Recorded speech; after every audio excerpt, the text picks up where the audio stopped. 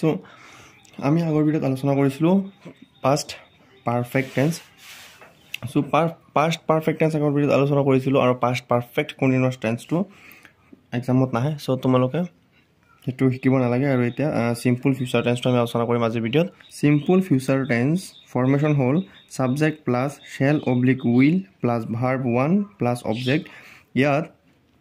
সাবজেক্টৰ পিছত শ্যাল বা উইল লগাব লাগিব আৰু ভাৰ্বৰ এক নম্বৰ ৰূপ মানে ব্ৰেকেটত যেটো ভাৰ্ব থাকিব হেতু ভাৰ্বই হ'ব আৰু অবজেক্টটো থাকিব সো ইয়াত আই আৰু উইল লগত হ'ব শ্যাল আৰু বাকি সকলো ক্ষেত্ৰতে উইল ব্যৱহাৰ হ'ব যেনে I shall do the work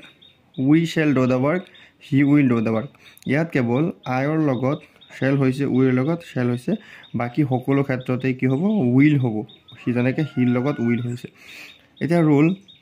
যে ভৱিষ্যতে কোনো কাম সাধাৰণভাৱে কৰা বা হোৱা বুজালে সিম্পল ফিউচাৰ টেন্স ব্যৱহাৰ কৰা হয় যে ভৱিষ্যতে যদি কোনোবা এটা কাম সাধাৰণভাৱে কৰা হয় তেনে ক্ষেত্ৰত কি কৰা হয় সিম্পল ফিউচাৰ টেন্স ব্যৱহাৰ কৰা হয় এতিয়া নোটবুক 1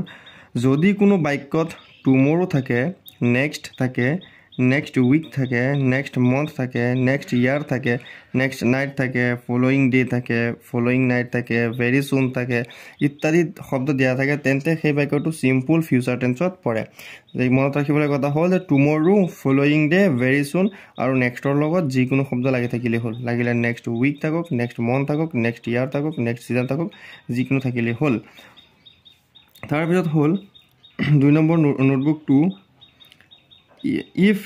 unless until আৰু otherwise থাকিলেও দুটা বাক্য দিয়া থাকে এটা সিম্পল ফিউচাৰ আৰু এটা সিম্পল প্ৰেজেন্টত পৰে মানে কি হয়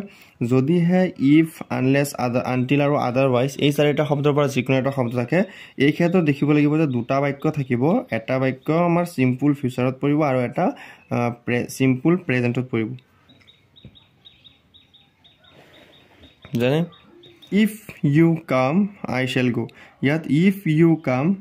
you come এইখিনি কি হ'ল simple present I shall go এইটো হ'ল simple future the example they play football next monday কি হ'ব they লগত কি হ'ব will হ'ব they will play আছে play বহিব play football next Monday we go Guwahati tomorrow থকাৰ কাৰণে এটো কি পৰিব সিম্পল ফিউচাৰ পৰিব মানে আমি অহাকালি গুৱাহাটী লৈ যাম ইয়াত কি হ'ব we লগত shall হ'ব we shall go Guwahati এটো হ'ব we shall go to Guwahati we shall go to Guwahati tomorrow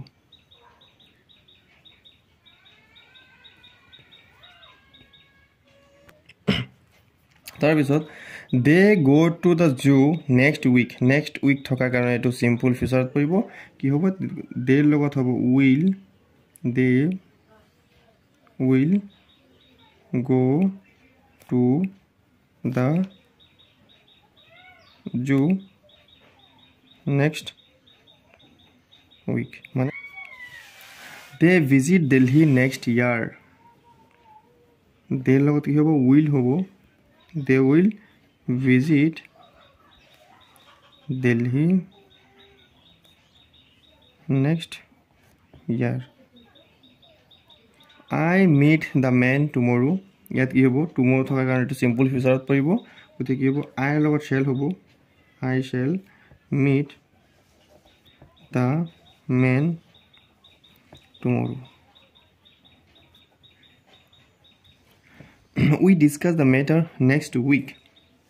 ইয়াত কি হ'ব we লগত হ'ব shall we shall discuss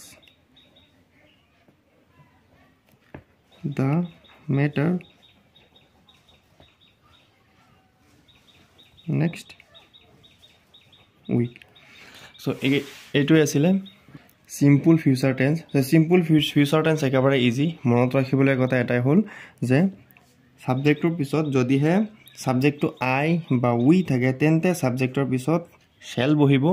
আৰু যদি বাকীবিলাক থাকে তেন্তে সাবজেক্টৰ পিছত উইল বহিব আই আৰু উই থাকিলে সাবজেক্টৰ পিছত শ্যাল আৰু বাকী ক্ষেত্ৰত উইল বহিব আৰু বাকীখিনি যেনেকৈ আছে তেনেকৈ হ'ব মানে ভাৰ্বৰ 1 নম্বৰটো বহিব মানে ব্ৰেকেটত দিয়া ভাৰ্বটোৱে হ'ব চ' আশা কৰোঁ সকলোৱে বুজি পাইছা চ' যদিহে বুজি পাইছা তেন্তে ভিডিঅ'টো লাইক কৰিবা শ্বেয়াৰ কৰা আৰু চেনেলটো নতুন হ'লে চেনেলটো ছাবস্ক্ৰাইব কৰি পেলাই বেল ন'টিফিকেশ্যন অল কৰিবা চ' আজিলৈকে এইখিনি লগ পাম বেলেগ এটা ভিডিঅ'ত চ' থেংক ইউ